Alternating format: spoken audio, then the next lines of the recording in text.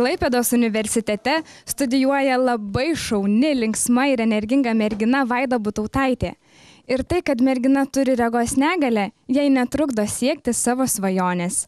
Apie tai, kaip sekasi studijuoti, kas jai patinka ir kokios jos svajonės, sužinosite šiame reportaže. Tariu tau ačiū, kad šalia esi.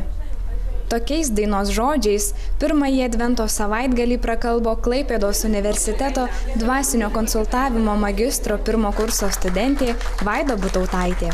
Muzikos pedagogikos bakalauro studijas baigusi Lietuvos edukologijos universitete, Vaida nutarė keliauti į pajūrį. Tiesiog jau labai seniai mano svajonė buvo studijuoti būtent dvasinį konsultavimą ir aš tiesiog kūriau planus, kaip čia man patekti tą Klaipėdą ir taip atsitiko, kad aš sukūriau planą, kaip man atvažiuoti ir atvažiavau. Ši studentė tikras energijos užtaisas. Kas susipažįsta su Vaida, stebisi, iš kur ši mergina turi tiek noro ir tikėjimo. Nors mergina viena negali iš namų nueiti į universitetą, šiuo maršrutu jos dienotvarkė neužsibaigia. Šiuo metu dar mokausi būti savanorė jaunimo linijoje, lankau karts nuo karto užsuku pas pranciškonišką jaunimą, studijuoju ir turiu dar pakankamai daug veiklų, tai jeigu viską vardinčiau, ilgai užtruktume. Be užsiėmimų gausos, Vaida nemažai laiko skiria ir muzikai.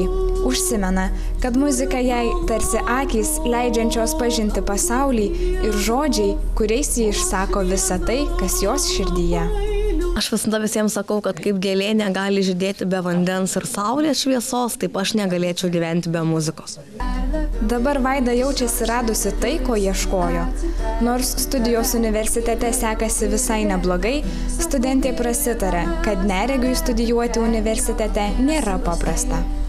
Studijuoti man sekas pakankamai neblogai, nes man tai labai patinka, tačiau taip tai yra be proto sunku, nes aš neturiu nei vienos knygos parašytos brailio raštu, nei vienos knygos garsintos audio formatuose ir labai minimaliai turiu medžiagos internete, tai todėl iš tikrųjų studijuoti man sekas yra pakankamai sunku. Tačiau mergina rankų nenuleidžia ir stengiasi ieškoti išeičių.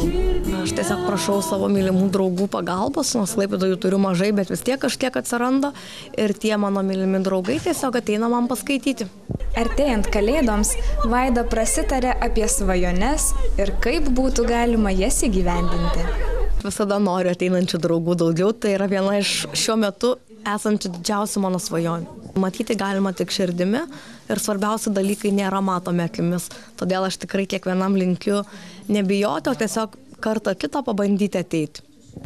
Žmonės, kurie nėra pratę bendrauti su neregiais, gali bijoti susipažinti ar padėti. Tačiau Klaipėdos regos ugdymo centro direktorė Laima Baranauskienė tikina, jog neregiai niekuo nesiskiria nuo reginčiųjų ir jų bijoti tikrai nereikia. Pažintis, draugystės, tai yra iš tikrųjų toks labai asmeniškas ir subtilus dalykas. Manau, kad pirmiausia reikia nebijoti iš tikrųjų, nes pas mus dar visuomeniai vis tik tai dar yra tie stereotipai tokie, kad kažkokia tokia baimė. O baimė yra dėl to, kad žmonės nežino. Bet lygiai taip pat su neregiu gali būti pilnavertė draugystė. Ir galima lygiai taip pat labai daug dalykų patirti ir keliauti, ir pramogauti, ir knygas kartu skaityti, ir prie jūros vaikščioti kartu. O tu dainuok, kada širdis nutyla ir tik šešėlis lieka su tavim. O tu dainuok, net kai tau būna liūdna, kai širdyje gyvena ilgesys.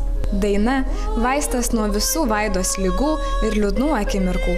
Tad artėjant Kalėdoms, studentė visiems linki neįsileisti liūdesio ir blogų minčių ir šypteli, jog tiki Kalėdų stebuklais ir svajonių išsipildymu.